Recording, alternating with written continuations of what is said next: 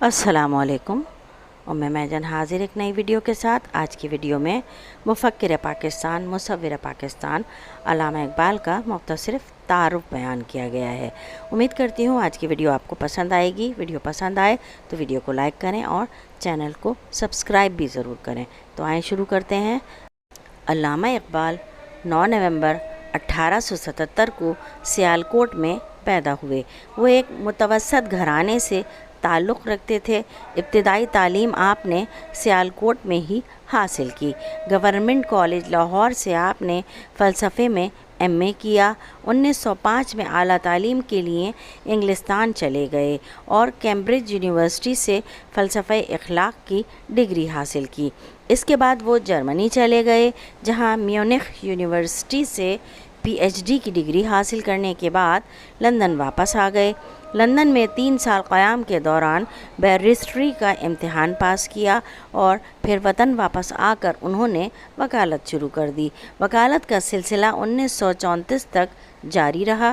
फिर मुस्तकिल अदालत की बिना पर वकालत से दस्तबरदार हो गए और बक़िया उम्र गोशा नशीनी में गुजारी। अल्लामा इकबाल एक अजीम मुफक्किर और मुदब्बिर थे। इनमें फ़हम व फ़रासत कूट कूट कर भरी थी। वो मुसलमानों के मसीहा थे। वो एक आज़ाद मंश इंसान थे और ग़ुलामी की ज़ंजीरों में जकड़े रहने को पसंद नहीं करते थे। इसलिए उन्होंने पाक व हिंद के मुसलमानों में नई रूह फूंकने और कौम को बेदार करने का तहैया कर लिया। इस सिलसिले में उन्होंने अपनी शायरी के साथ साथ तहरीरों और तकरीरों से काम लिया। अल्लामा इकबाल सियासी मुजाहिद, मुफस्सिर और बुलंद ख़याल मुफक्किर थे। उन्होंने अपने दौर के मुसलमानों को हयात नौ का पैगाम देकर ख्वाब गफलत से बेदार किया। इनके नज़दीक मुसलमानों की ज़िंदगी का मकसद अल्लाह ताला के अहकाम की बजा आवरी था। इनका यही पैगाम नज़रिए पाकिस्तान की बुनियाद बना। अल्लामा इकबाल हमारे कौमी रहनुमा थे।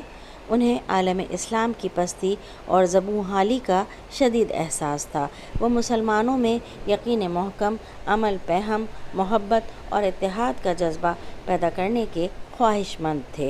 यही वजह है कि वो 1920 से 1925 तक एक इस्लामी रियासत के क़याम और दस्तूरी ढांचे पर गौर करते रहे और 1925 में एक मुनज़्ज़म और मरबूत मसवदा मुरतब कर लिया, जिसे 1928 में मुख्तलिफ़ खुतबात की सूरत में मदारिस में बर्र-ए-सग़ीर के मुसलमानों के सामने पेश किया गया।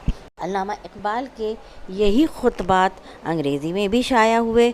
इन खुतबात में उन्होंने इस्लामी उलूम और दीनी अफ़कार की तश्कील नौ की और उन मौज़ूआत पर बहस की जो एक जदीद इस्लामी रियासत को पेश आ सकते हैं।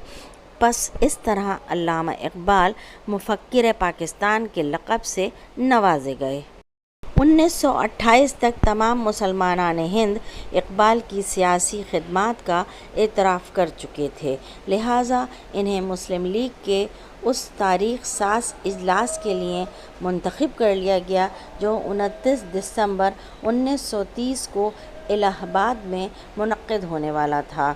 इस इजलास में इकबाल ने अपना वो तारीख़ी खुतबा दिया जिसमें एक नई मुमलिकत पाकिस्तान के क़याम का तसव्वुर पेश किया और इस तरह आप तसव्वुर पाकिस्तान के खालिक भी कहलाए।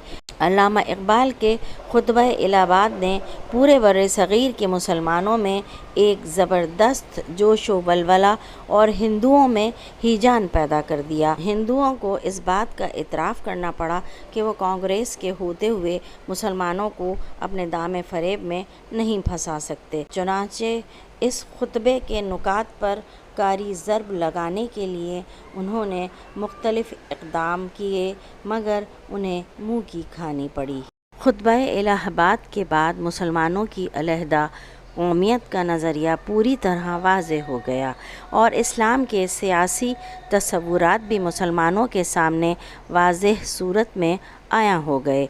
इस तरह खुतबा इलाहाबाद مسلمانوں کے لیے روشنی کا ایک مینارہ ثابت ہوا جس نے مسلمانوں کو نئی راہ دکھائی اور ایسی منزل کی نشاندہی کی کہ جس کے بغیر ان کے مسائل کا حل ممکن نہ تھا۔ خطبہ الہ آباد کی تجاویز کے اعلان کے بعد مسلمان قوم کی گھن گرج ہندوستان کے فضا میں گونجنے لگی۔ قومی بیداری کا دھارا سیلاب کی صورت اختیار کر گیا۔ بکھری ہوئی ملت ایک ہونے لگی۔ ملت کے سامنے ایک نصب العین اور واضح راہ عمل آ گیا۔ ہندوستان کے سیاسی مسائل کے حل کے لیے گول میز کانفرنس کے جو اجلاس لندن میں منعقد ہوئے، اس کے دوسرے اور تیسرے اجلاس میں اقبال نے مسلمانوں کے نمائندے کی حیثیت سے شرکت کر کے نظریہ پاکستان اور مسلمانوں کے علیحدہ قومی تشخص کا مطالبہ کیا۔ اللہ تعالیٰ نے اقبال کے روپ میں مسلم قوم کے لیے ایک مسیحا پیدا فرمایا جس نے ہندوستان میں ہندو قوم کی روش اور مسلمانوں کے طرز عمل پر گہری نظر ڈال کر ایک باقاعدہ راہ عمل تیار کیا۔ اقبال ایک عالم، مفکر، مدبر اور شاعر بھی تھے۔ اسلام سے انہیں دلی لگاؤ تھا۔ وہ ایک درد مند دل رکھتے تھے۔ ان کا انتقال قیام پاکستان سے قبل 1938 میں ہوا۔ اپنی وفات سے 8-9 سال قبل جس آزاد اسلامی مملکت کا علامہ مرحوم نے تصور پیش کیا تھا، وہ آج مملکت پاکستان کے نام سے دنیا کے نقشے پر موجود ہے۔